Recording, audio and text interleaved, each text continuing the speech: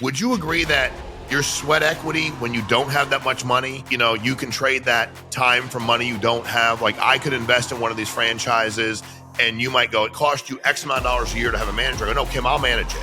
Matter of fact, Kim, I'll manage 3 of them because I'm starving. Is that something that makes a lot of sense to you when people are getting something off the ground? 100%. It's always a trade-off of time for money. So when you're looking at a franchise investment, one of the first conversations I'm going to have with somebody, Shawn, is really to explain to them exactly what their money buys. And I'm going to show them in a very simple format how money and time get traded. But the gist of it is they're inversely related. So when you see a lower investment of money in a franchise, that's really screaming is big owner time commitment. And that's home-based. People will be like, well, I want to be home-based, but I want to keep my job. I'm like, that doesn't exist. Most people understand that 90% of millionaires own their own business and they want to be in the millionaire pile.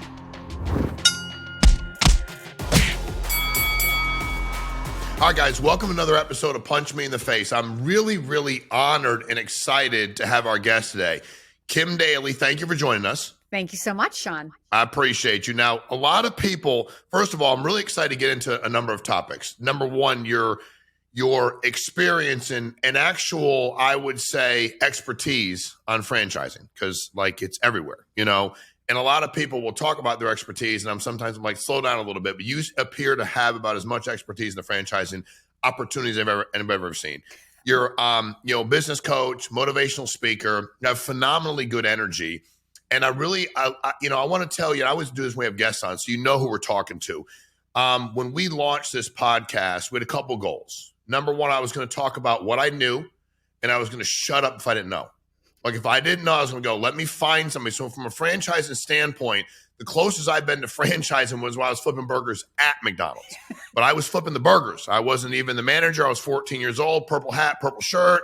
People would come in right across from the high school, by the way. So you learn to stand up for yourself fast, because people come in and be like, I like your hat. You jump over the counter and you pop them in the mouth, right? And they stop doing it. So matter of fact, I used to play, when we would play football at night, we'd get done and my manager would be like, you need to work tonight. I'm like, dude, I'm playing a football game until like 9:30, 10. Go to the locker room, change. You want me to come in at 11 o'clock and work? And then all the people that are at the game would come in. And one night, the bus from the opposing team came in. To McDonald's cook.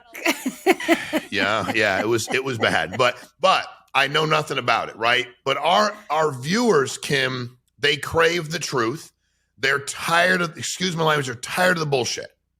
They're tired of all these people talking about something they've never done. A guy reached out to me today and said, can I get in your podcast? I said, no. And he said, well, I bring a lot of value. I said, no, you bring a lot of bullshit.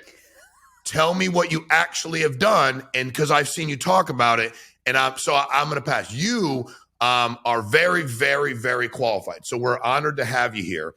And I'd love it, Kim, if you don't mind. And again, I can go through and read and do an introduction for you. But if you could just kind of walk us through, how you got to where you were, a little bit of your life. We love to hear you share whatever you want to share. And then I want to get into some things I think you can help our viewers out with. Absolutely. The awesome question we often ask each other in franchising, Shawn, is how did franchising find you, right?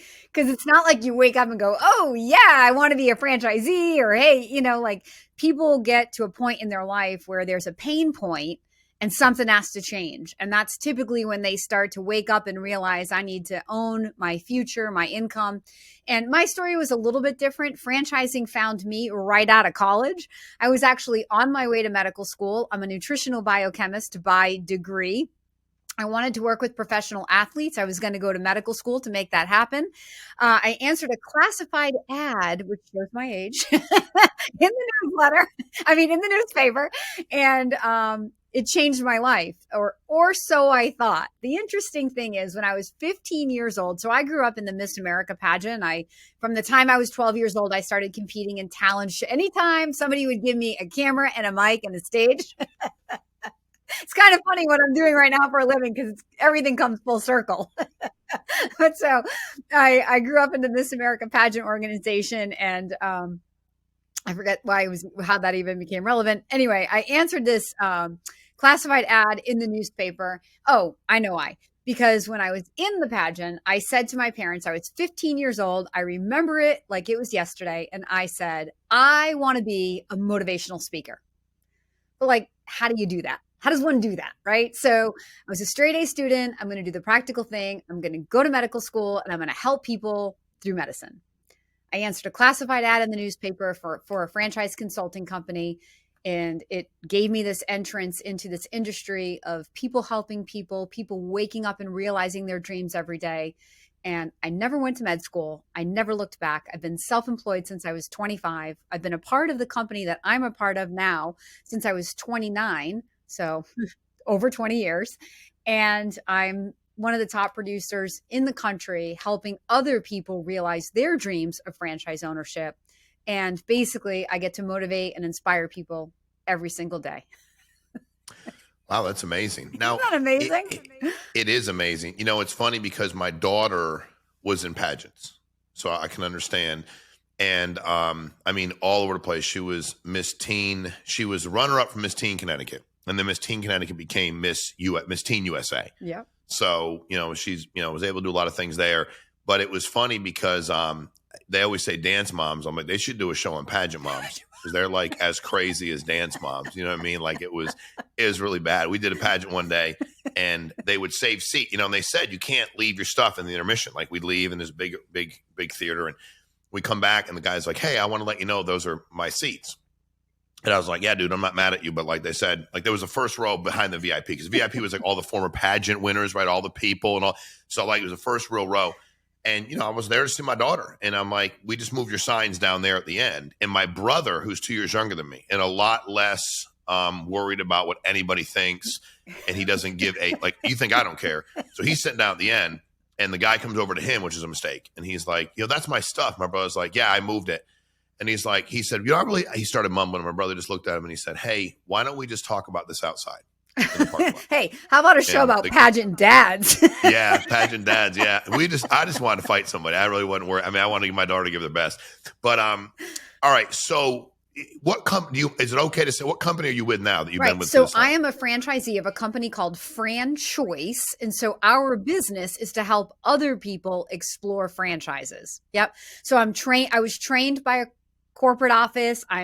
I pay royalties to a corporate office. So I live and breathe the life of a franchisee and have for the last 20 years. So I am not telling people to go do something that I'm not doing. I walk my talk. Wait a minute. So if I decide I'm sitting there going to school and I'm like, I want to be a franchisee, I can reach out to FranChoice. Correct.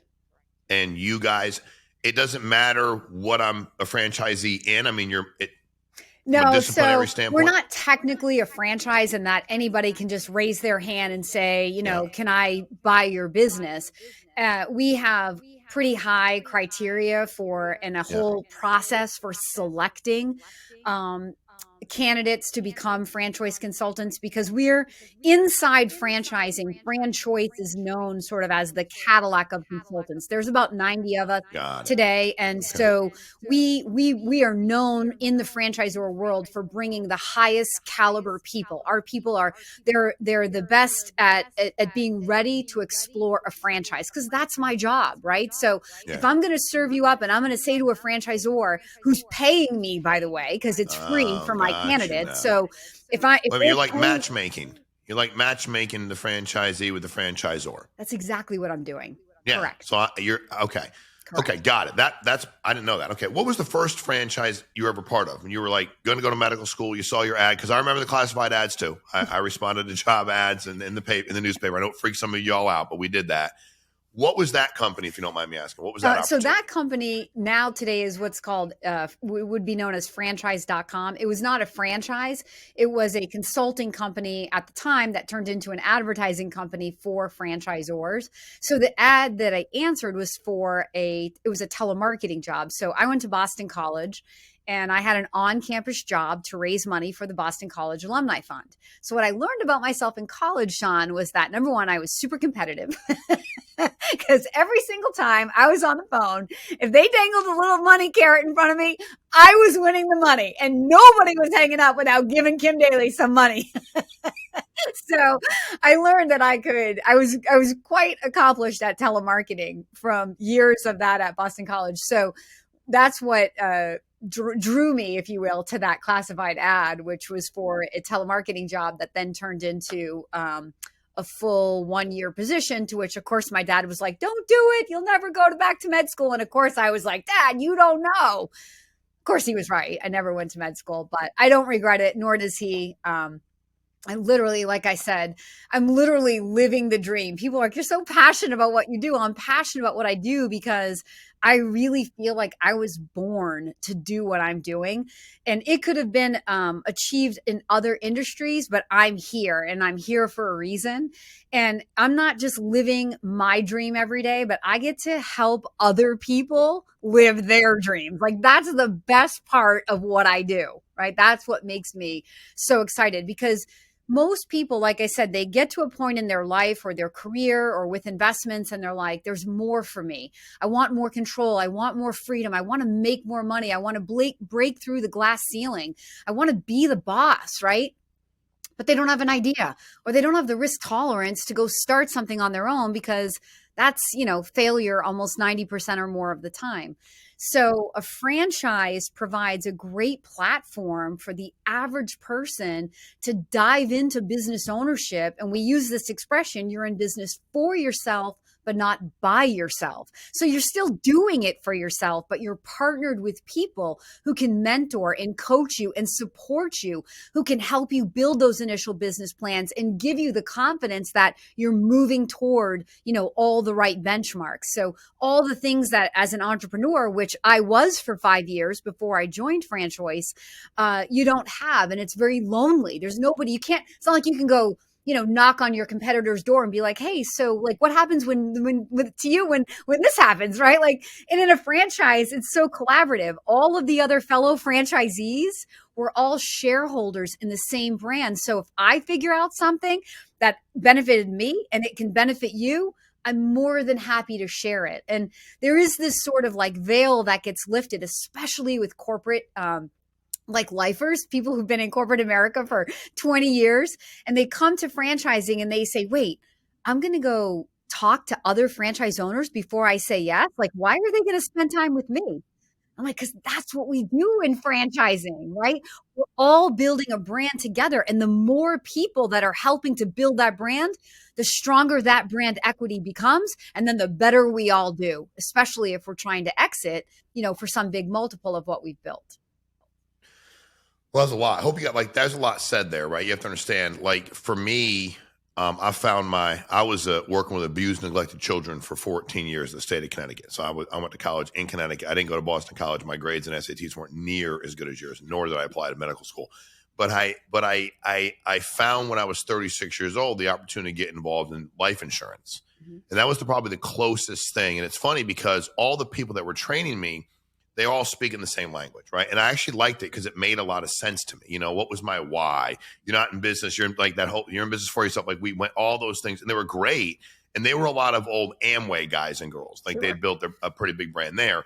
And they were Amway or Primerica. But it was like pretty cool because for me, what enamored me was that, I had a guy sit me down and say, like, I always sold more than everybody. I'm crazy competitive too. That was like my big deal.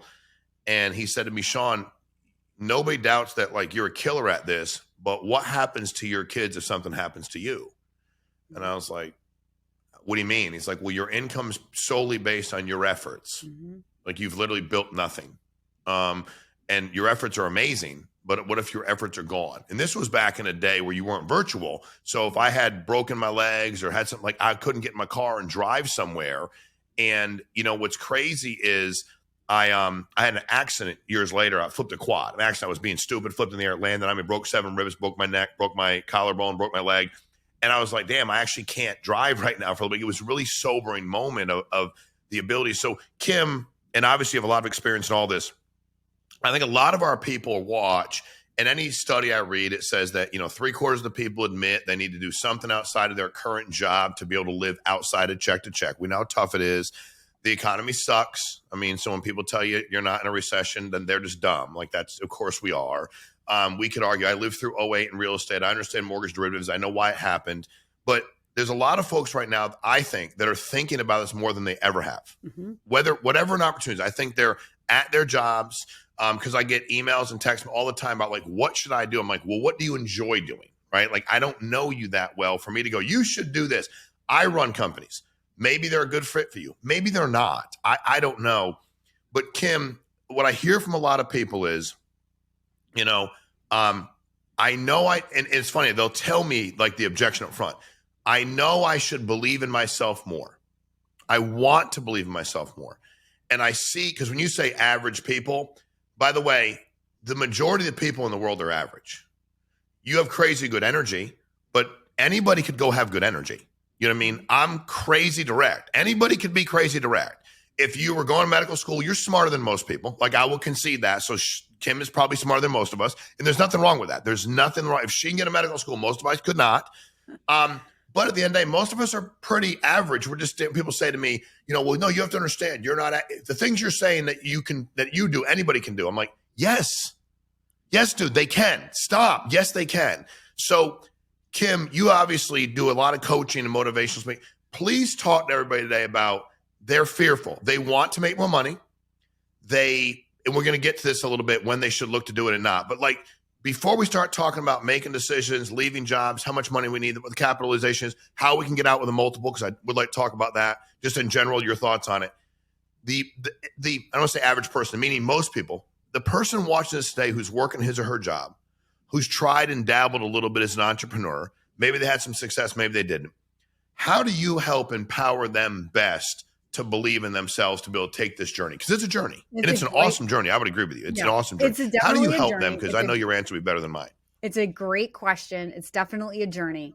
And so the first thing I would say is, if you're interested and curious, you have to reach out and we go through the process. It doesn't mean you have to say yes, but you can't say yes if you're not at least willing to go through the process. So everybody has some measure of fear, and each step of the process, we're going to talk about that. We're going to address it by whether it's a fear of like being in a business that's a fad. Maybe I'm going to show you something more essential. Maybe it's a fear of, you know, I don't want to bet the farm and put everything I have. Okay. We're going to understand what you have, and then we'll take it down lower and we'll look for a smaller investment. It doesn't have to be this investment you're making doesn't have to be the last investment you're ever going to make. It's just the first investment. So you don't have to go for the like Taj Mahal, you know, dream of all dream businesses right out of the gate. If it's more comfortable for you to start as an investor and learn with a smaller amount of money, then we'll start small, and then you can build it, sell it off, or build it, get it going, and come back and we'll look for another business. So it's just by being willing to open the conversation where you're going to tell me what your goals and dreams are. Where do you see yourself in 3, 5, 10 years? And then let me use my knowledge of franchising and my relationships to bring together the right franchisor partners to what you're trying to accomplish and put you together. Because like you said it, Shawn, the business is just a vehicle that's going to drive your life personally, professionally, and financially.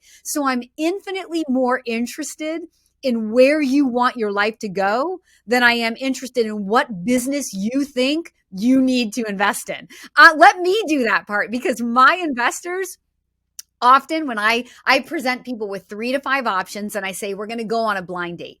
To use your matchmaking term, that's what I'm like eHarmony in franchising. So there's no obligation in this process. It never costs you any money, but I guess there's one obligation. There's one thing you have to do. If I'm going to do all of this work to get to know you and find you opportunity, you have to commit to go on the blind date. Because when I come back and tell you your dream business is Molly Maid, right? And you're like, I don't want to clean houses. I'm like, I never told you were going to clean houses, right? So people go to their own preconceived notions, and we're going to match on the characteristics, right? So what you want to wake up and do, if you tell me I want to wake up and I want to empower other people, I want to be leveraged through systems and marketing. I want to have a Monday through Friday day job so I don't have to worry about working on the weekends or nights or holidays, right? I want to employ people and feel good about the job and give them a career ladder. these are all characteristics of a Molly-made franchisee. So you got to be careful what you say to me. No, just kidding. But so when I present the company, we think about the widget, but when you go on the blind date, it's going to shift to an investor. What does an owner in this business do? What am I going to wake up and do every day? And what is that going to afford me? And what am I going to be building? I always joke, like, no one really wants to be in a cleaning business, since we're picking on that one. But man, if I had started a cleaning company 20 years ago, I wouldn't be sitting here, on the phone every day talking to people. But I'm in my sweet spot, so I don't regret the decision I made. But if you're looking for that leverage, that's the kind of business where you're leveraged through marketing and teams and systems, right? So it's all about what you're trying to create using your time and your money. And so whether you start as a semi-absentee owner, which means you are part-time and you have a full-time manager, or whether you're leaving the job or your spouse is leaving the job to be full-time in the business, franchising affords opportunity for all of those different variables. So you don't have to try to solve all the problems before you come to me. You just have to come to me, open the conversation, and let me guide you. And we're going to go through a 1 to 2 month process, because it doesn't take 6 months to change your life. And in fact, if it does, you will never change your life. Time is the greatest thief of our dreams, right? You are never going to change your life if you sit and think about it for too long. You have to move. I always tell people the motion of the process creates the emotion, and the emotion is what is necessary to actually say yes to your dream. No emotion, all logic, you're never going to do it. Not here anyway. That's great. So wait a minute. So you'll take somebody in this 30, 60-day journey. There's no cost for the journey. There is a cost for the journey, I hope. There's no cost from me. I get paid by franchisors. There's no cost from you. Good Lord. All right. So you're better than me. That's people like, why didn't you get in real estate? Because I'd be like, hey, here's the deal. You can look at 3 houses. They'd be like, excuse me. I'm like, you can go through as many as you want. You can go on the internet, MLS. I'll print out 100, not my paper, not my ink. You can see 3 with me. And my manager one day said, you really should stop doing that. I go, then why do I outside? I love what you're doing. You want to know why? Because when you listen to Kim talk, I'm almost like, dude, stop listening to her, because I'm not really looking to get in franchising, but now I'm like, I should like, you know what I mean? But because you're so passionate about it and you have such a concern for what people are, and again, I think that matching, right? Because what you have to understand is I made not a mistake. A while back, one of my guys that handles my business, the manager, I said, hey, look into these. It was like 4 or 5 of them. This one was a gym. This one was, and oh my God, do they email and like they don't stop. And they're like, we're doing a conference call today. And first of all, I really don't have the time, and he doesn't. I don't really have the inclination to do it. Certainly, I have a lot of friends that have done it and done very, very well, multiple franchise opportunities. When you see what is the franchisor? What is one thing? Because people always say to me, why would they care who they get? I go, dude, who wants you to open a Subway and run it into the ground? Subway doesn't. There's no way they want you to open it because you suck and don't work hard to run it into the ground. Would you agree with this statement? And it's anything. I do this. Life insurance. I run a life insurance company. And people always say to me, when should I hire staff? I go, how much money do you have? Would you believe, Kim, or would you agree with the fact that when they start, you talk about a manager. When I opened my construction company, I didn't have any money. So I was the general contractor, poured concrete. I learned how to rough plumb the houses. I wasn't like licensed. So the finished plumbing, finished electrical, they did. I did that. Would you agree that your sweat equity, when you don't have that much money, like you can't just become a friend. You worked your butt off to get where you were. You didn't go like, hey, I'm in. I really don't have any money, but I'm going to hide over here and grow it. Would you agree that, you can trade that time for money you don't have? Like I could invest in one of these franchises and you might go, it cost you X amount of dollars a year to have a manager. I go, no, Kim, I'll manage it. Matter of fact, Kim, I'll manage 3 of them because I'm starving. Is that something that makes a lot of sense to you when people are getting something off the ground? 100%. It's always a trade-off of time for money. So when you're looking at a franchise investment, one of the first conversations I'm going to have with somebody, Shawn, is really to explain to them exactly what their money buys. And I'm going to show them in a very simple format how money and time get traded. But the gist of it is they're inversely related. So when you see a lower investment of money in a franchise, what that's really screaming is big owner time commitment. something that's home-based. People will be like, well, I want to be home-based, but I want to keep my job. I'm like, that doesn't exist. Because if you're at home, how are people finding you? Home based does not mean you're working from home. What it means is you're mobile. You're going out and finding people where they are, AKA driving sales, right? On the flip side, let's say you have a laundromat franchise, right? This is going to be a big capital investment, probably about $1 million build out with all of your, washers and dryers, but a very minimal time commitment once it's open for the owner, maybe 5 hours a week, right? So there are all different types of franchise opportunities and all different levels of investment. There are franchises that allow for full semi-absentee ownership and many more that allow and want full-time owners. But you don't have to figure all that out. Again, you just have to come to me with the dream to want to explore how to own your future. Most people understand that 90% of millionaires own their own business. And they want to be in the millionaire pile. So I want to own my own business, but I don't know what I want to do. Well, that's where a franchise can come in. You said something really interesting I have to go back to, was this idea that it's a mutual evaluation. And it 100% is. Smart franchisors are not just selling a franchise to anybody who will fog up a mirror, right? So this is a mutual evaluation. Franchisors are looking for people who are not just financially qualified and who have skill sets, but who are fun, who are pleasant to work with, because this is a marriage. Franchise agreements are typically 10-year terms, right? You can sell at any time, but you're signing up, you're protecting what you've built. And this franchise agreement, it's for 10 years. So you want to find people that you are inspired by, that have a vision for building a brand that you get sucked into and say, I want to be a part of that. And you're raising your hand saying, please pick me for New Hampshire. I want to take that brand back to my hometown and help you build that vision. That's what you're doing. Now, what they're doing is they're looking for people that they want to impart their vision to and their proven toolbox, which is going to improve year over year over year as their business grows and gets better. But they're looking for people that they can give and trust their model to, because they have a vision for how this brand is going to be built. So the two of you have to sort of come together and agree that you're going to follow their lead.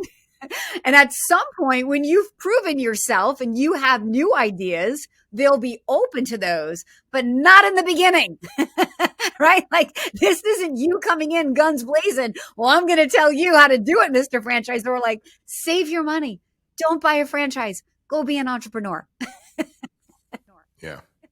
Well, and it's funny because there was I'll keep the name of the company out, but it's a franchise opportunity that I had my guy call a couple of them. They didn't ask for any information, but they just started, and they were like literally they didn't know who I was, have any idea who my guy was. They just were like, and I still get the emails, and those this is now 5 years later, they're selling for 20 cents on the dollar where they were. Like it, but to your point, like there was literally no process. It was just like, dude, anybody can get it. And I said to him, I don't know a lot about this world, but if anybody can, like, if they're going to give it to anybody, that does make me nervous. Like, you have to understand. And I think you said something so powerful, because you have to understand those with the gold make the rules. If the best asset you got, if you don't have money, like if you go, I want to do, Shawn, I'd love to. And you, like when I got in the life insurance business, I had no money. So I outsold everybody. I worked 7 days a week. And then I built my capital to build my brand. But what I brought was sweat equity. You weren't going to outwork me. You weren't going to outproduce me. And that was going to attract, and it attracted people into my business. Now, I will tell you, if you have limited capital and a low work ethic, I would never leave my job. I would work my W-2 job forever. And also don't complain, because that's weird. Like, know who you are, be who you are, live in who you are. And there's nothing wrong with that if you're happy. You can't, because again, people get emotional. People always ask me, I've invested in real estate. At one point in time, I've sold them all now, but hundreds and hundreds and hundreds of buildings, multifamily, thousands of units. And I say to people all the time, do you take things personally? Because you have to understand, you're going to think it's your house. That's why I would never rent out my house, whether I'm going to be there or not, because if you don't pay rent in my house, then I want to come physically throw the guys out through the window. You know what I mean? That's what I want to do. And it'll work. It'll make me upset. But a lot of people can't detach, right? Because what'll happen, Kim, is, And I like what you said too. Is it something more sustainable or something more, or because listen, the higher the reward, the higher the risk, right? I mean, if you come in and go, hey, this one could, that's for me. When I've seen business, like you give me X amount to invest in, and I'm like, all right, dude, well, what's typically people know the value, right? If I can turn around and give you 100% of your money over 9 years, I'm probably, but then again, there's a downside to it. You have to know who you are too. So if you present, are there people, I always ask people, did a lot of retirement planning for people, nothing securities license, nothing variable. And I would say to people, I do fixed index annuities. Like I don't do anything variable. So I would say, are you a saver or an investor? And everyone would go, I'm an investor. And I'm like, all right. So you're telling me how much they're liquid 160 grand. Like, okay, can you lose any of this? Or like, are you, no. I go, well, you're not an investor. You're a saver. And you have to know too, because you and I, if we sit down and go through this process, whatever it is you present to me, there's inherent risk in every business. Why are there risk management departments? So that's the other thing you have to understand. How do you walk people through that? Because I think some of the folks I talk to, they're risk adverse, and it's like, okay, but that is business. How do you educate them and walk them through that? So I have a whole course on creating wealth through franchising, and I spend a lot of time talking about why franchises really fail. And even on my YouTube channel at kimdaly.tv, I have hundreds of videos on this very subject. So if I don't do it justice here, thank you, by the way, for talking about how things will fail. Please flip over there because it's very real. So I'm an optimist, and I always sort of like want to focus on why it's going to go right, because you're never going to invest in it if you spend too much time thinking about how it's going to go wrong. And, just this morning I was coaching somebody who's about to say yes to their dream, that, they're like, we're nervous, we're excited, but we're nervous. And I said, so to the extent that you focus on how it's going to go right, you're going to stay empowered and you're going to stay motivated and you're going to push through that. To the extent that you decide to dwell on how it's going to go wrong, a week from now, you're going to walk away from your dream. And they both started laughing. They said, how true is that? And I said, but so take this lesson into your business as a business owner. So I've been self-employed for 26 years. I've achieved massive, amazing results in the businesses I've had. But one of the things that I've learned, it's like muscle now, it's like muscle memory now, but it wasn't in the beginning, is the habit of trying to find the good.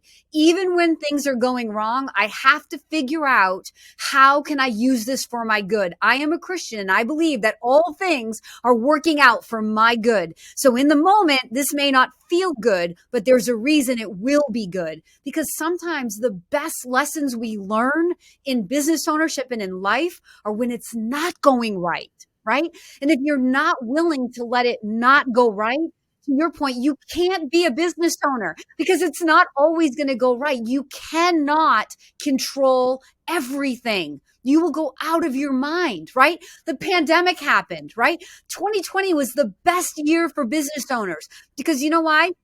It showed us who was real and who wasn't. And I'm not judging, right? But it was either adapt or die. And in my world in franchising, I sat back in amazement and watched even my fitness franchisors come together and have no permanent closures due to a pandemic. Even in states like California and New Jersey, which were on lockdown way too long, right? But that's because of incredibly strong leadership and people coming together to solve the problems of the business at that moment. So when you're coming to the idea of owning a business, you don't have to solve all of these problems before you say yes. It's impossible. You have to be nimble and adaptable and keep your mind sharp and focused on only controlling what is yours to control. And what I've learned, so I'll tell you a little bit about my story, Shawn. I was 8 years an average performing consultant at FranChoice. And then 1 year later, I made history in my industry. I built the largest franchise consulting business that was ever built, that nobody even knew was possible, including me. But I sort of had the dream, obviously, in order to achieve it. But so from 1 year to the next, after 8 years, this was back in 2010. And then in 2011, I created history. And then I've spent the last decade breaking my own history, including last year in 2022. So I'm the same me, basically. FranChoice was the same process. The world was basically the same. but I created two very different realities. And when I did this, it changed on how I coach on success and failure. Because what changed was my mindset. What changed was my decision to focus only on what I could control, which in my business, the only thing I can ultimately control is lead flow. But here's the thing. In every business, the only thing you can absolutely control is lead flow, is having enough customers to play with, right? When you're in the gym business, people whine about people falling out and I can't control that. You don't have to care if you're driving more people through the door, right? You only have to care if you're not controlling what you can control, which is how many more people are going to come in to take the memberships of the people who are leaving. Right? Now, yes, over time, as you grow as an owner, of course, there are things you can learn to do to control retention and, to get better at being a business owner. But always the foundation of every business is having enough customers and a big enough pipeline. And what I realized from 2010 to 2011 was that is in my business, the only thing I can control with integrity. If I'm trying to control who's going to say yes to a franchise, I have no integrity in what I'm doing. When somebody says this isn't right for me and I need to cling to them to pay my mortgage, I have no integrity in what I'm doing. I let that go. That one decision and that one focus changed everything and made history. And then from there, after that first year of doing it, and then being like, okay, how do I not be a one-hit wonder? Like, how do I do it again? I had my own key KPIs. I had my own, like, I could look at my closing ratios. I could look at where the leads came from. I could try to make correlations and I could get smarter at playing my game. And I've literally spent the last 12 years just mining my data, refining what I do, getting better at what I do, and continuing to break history. I'm never satisfied. It's a blessing and a curse. But I share what I did in even greater detail with every single candidate that I get to work with, because if I can empower them to know with clarity how to feel in control, as much as you can feel in control before you say yes, before you get to training, then I feel like I've given them a piece of my experience, which is when you say you want to inspire people, that's what I woke up to do today, is to give people what I've learned that can help them do it better, faster, easier, knowing that they're still going to have to go through their own learning curve. They still may fail a little before they figure it out, as long as they don't quit, but that I've done the best job that I could do to help them. And like I said, all along the time, like I'm over here living my dreams and figuring these things out, which makes me a better coach for you, so that you can start your dream in a much more empowered place. It's so amazing, isn't it? It really is. Like, it's awesome. Well, I'm about ready to sign up right now. So when you see, what is one thing, Kim, the franchisor, and you've said a few, but I'm wondering if something else, unequivocally, you're like, when they see this, they're like, you already know as a matchmaker, hey guys, they're not looking for that. Whatever it happens to be, what is one thing across the board, regardless of business, that you just know that they're saying, hey, Kim, we don't want anybody who is this or like this or does this or has this. What is that quality they're not? They're not looking for that combative attitude. That's going to be the number one reason you're not approved. If you come in, kind of like guns blazing, like I'm going to tell you, like all aggressive. Now, that doesn't mean you can't ask challenging questions, but there's a tone that you can ask a question in that makes it more palpable for a franchisor. And then there's hearing an answer. There are some people they ask the question, and then no matter what the franchisor says, yeah, but. Well, if you're just going to yeah, but me, and you're just going to be looking to make us wrong, we're good. Because if you are like that before they take your money, what the heck happens after they take your money? Thank you, but no thank you. No franchisor wants to get sued. So that's probably the number one characteristic. And the number two behind that would probably be confidence. I'd say that an introverted personality, and this isn't going to be true across the board. I certainly work with engineers who do very well in franchising. But if you're going to be in a business where you're going to be the face of the business, the brand ambassador, or you're going to be leading teams of people, you need that extroverted confidence, right? To carry that flag and to be the brand builder. And so, which is really important in building a business, not essential to every business, but to most businesses, it is.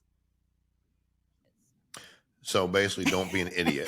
Or an Like, introvert. can think about that. I'm not trying to be funny, but like, isn't it funny how like when you're trying to have a business partnership, and I think a lot of people, I know I was raised that way. A lot of people, there was like some badge of honor to be combative, and it's like, dude, like, or I really got him on that deal. I'm like, when you screw somebody on a deal, you don't ever get to do business with them again. Like, how combative do you want to be? You know, and I think for me,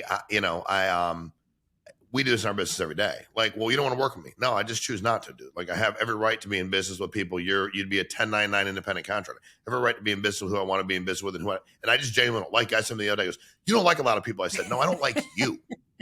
I like a lot of people. I don't like you at all. And I have a deep faith too. And you ever want to feel some sense of perspective, read the Bible. It'll give you some perspective what people actually have gone through and fought through. And Yes. you know what I mean? Like, I got people that don't want to reach out and pick up gum and Jesus washing feet. Like, let's have some perspective here. You know what I mean? So last thing I want to get to, Kim, that I want everybody to be able to find out where they can find you and how they can talk to you. And if they're interested in what you're saying and how they can connect with you. You talked earlier about, like you get in the business. And I'm assuming some folks, that's like me, like when I've gotten into business, I'm okay, is there an end game one day? Like, what's the multiple on this business? If it rides its course for me 3 years, 10 years, 8, whatever it is, how do I exit and how are we looking at multiple? When you had that conversation earlier, what are some things you're telling people? I mean, there's obviously different businesses, different multiples, different ways to negotiate them. Will you stay on, will you don't, what you do? Can you earn extra money? Can you not?